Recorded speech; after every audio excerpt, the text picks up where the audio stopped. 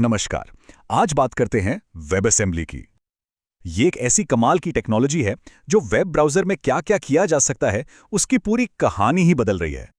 तो शुरुआत एक बहुत ही बुनियादी सवाल से करते हैं। सोचिए, क्या होता है जब जावास्क्रिप्ट उतनी तेजी से काम नहीं कर पाती जितनी हमें ज़रूरत है? बस यही वो एक प्रॉब्लम थी जिसे सॉल्व करने के लिए वेब असेंबली को बनाया गया। तो ये है वेब की परफॉर्मेंस चुनौती। यहाँ से एक नए तरह के कोड के लिए स्टेट सेट हो रहा है, एक ऐसा कोड जो वेब डेवलपमेंट की पुरानी सीमाओं को तोड़ने वाला है।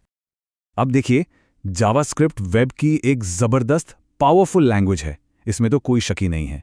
लेकिन जब बात आती है ना 3D गेमिंग की, वीडियो एडिटिंग की या फिर बहुत ही कॉम्प्लेक्स डेटा एनालिसिस की, मतलब ऐसे भारी भरकम कामों की, तो इसकी परफॉर्मेंस कहीं ना कहीं एक लिमिट पर आकर रुक जाती है।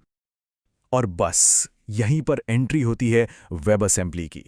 समझिए, ये वेब के लिए एक बिल्कुल नए तरह का कोड है जो परफॉर्मेंस की इस चुनौती का सीधा-सीधा जवाब है। तो आखिर ये वेब असेंबली, जिसे शॉर्ट में वॉज़म भी कहते हैं, है क्या चीज़? देखिए, ये एक low level binary instruction format है। आसान भाषा में कहें तो इसे एक ऐसे पोर्टेबल टारगेट की तरह डिज़ाइन किया गया है जिस पर दूसरी प्रोग्रामिंग लैंग्वेजेस को कंपाइल किया जा सकता है। इसका सीधा मतलब ये है कि अब वेब पर क्लाइंट और सर्वर दोनों के लिए हाई परफॉर्मेंस एप्लीकेशंस चलाना मुमकिन है। अब जरा वॉसम की कोर प्रॉपर्टीज पर नजर डालते हैं जो इसे इतना खास बनाती हैं। सबसे पहली बात, ये फास्ट है, बहुत तेज, मतलब लगभग नेटिव स्पीड पर चलता है। दूसरा, ये एफिशिएंट है, यानी कम से कम रिसोर्स इस्तेमाल करता है। तीसरा, पोर्टेबल है, जिसका मतलब है कि ये किसी भी मॉडर्न ब्राउज़र में आराम से चल सकता है। और सबसे ज़रूरी, ये सेफ है, क्योंकि ये एक सैंडबॉक्स एनवायरनमेंट में चलता है, जो बाकी सिस्टम से बिल्कुल अलग-थलग रहता है। ठीक है, ये सब तो बढ़िया है, पर सवाल ये है कि ये सोर्स कोड से ब्राउज़र तक पहुंचता कैसे है। चलिए इस पूरे सफ़र को ज़रा समझते हैं। तो ये पूरा प्रोसेस ना 4 सिंपल स्टेप्स में होता है। पहला, कोड लिखा जाता है C++ या रस्ट जैसी लैंग्वेजेस में। दूसरा, एमस्क्रिप्टन जैसे किसी टूल का इस्तेमाल करके इसे कंपाइल किया जाता है। कंपाइल होने के बाद हमें मिलती है एक छोटी कॉम्पैक्ट बाइनरी फाइल, जिसे कहते हैं .wasm फाइल। और फिर चौथा और आखिरी स्टेप, ये फाइल ब्राउज़र में लगभग नेटिव स्पीड पर दौड़ती है। अच्छा, यहाँ एक छोटी सी टेक्निकल बात समझना ज़रूरी है। वेब असेंबली के ना 2 फॉर्मेट होते हैं।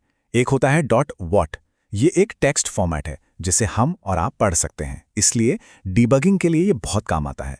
और दूसरा है .wasm, बाइनरी फॉर्मेट। ये मशीन के पढ़ने के लिए होता है और ब्राउज़र असल में इसी को चलाता है। ये बहुत छोटा, कॉम्पैक्ट होता है और परफॉर्मेंस के लिए पूरी तरह से ऑप्टिमाइज्ड होता है। अब इतनी पावर और स्पीड की बातें सुनकर एक सवाल तो मन में आता ही है, क्या वेब असेंबली जावास्क्रिप्ट को रिप्लेस करने वाला है? तो इसका जवाब एक बड़े नहीं में है। बिल्कुल नहीं। असल में वॉज़म जावास्क्रिप्ट का रिप्लेसमेंट नहीं, बल्कि एक बहुत ही पावरफुल पार्टनर है जो उसे और भी बेहतर बनाता है। इसको ना एक बहुत अच्छी एनालॉजी से समझ सकते हैं। मान लीजिए कि जावास्क्रिप्ट वेब पेज का जनरल मैनेजर है, जो सारा यूआई, इवेंट्स और वेब एपीआईज को संभालता है। और वेब असेंबली, वो है हैवी मशीनरी की तरह, जिसे सिर्फ खास और बहुत ज़्यादा मेहनत वाले कामों के लिए बुलाया जाता है। और ये टेबल देखिए, ये दोनों की ताकत को कितने अच्छे से दिखाता है।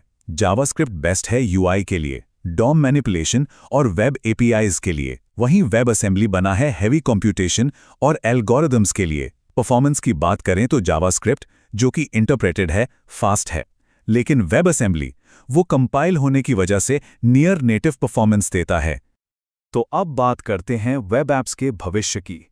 आखिर क्यों वेब असेंबली को एक गेम चेंजर माना जा रहा है? देखिए, वॉज़म की वजह से अब वेब पर वो काम भी मुमकिन है जिनके बारे में पहले सोचा भी नहीं जा सकता था। C और C++ की जो इतनी बड़ी-बड़ी लाइब्रेरीज हैं, उन्हें अब हम सीधे वेब पर यूज कर सकते हैं। ब्राउज़र के अंदर ही कंसोल क्वालिटी के गेम्स खेले जा सकते हैं, इन ब्राउज़र वीडियो और ऑडियो एडिटिंग की जा सकती है, और तो और साइंटिफिक सिमुलेशन और कॉम्प्लेक्स डेटा एनालिसिस तक चलाया जा सकता है।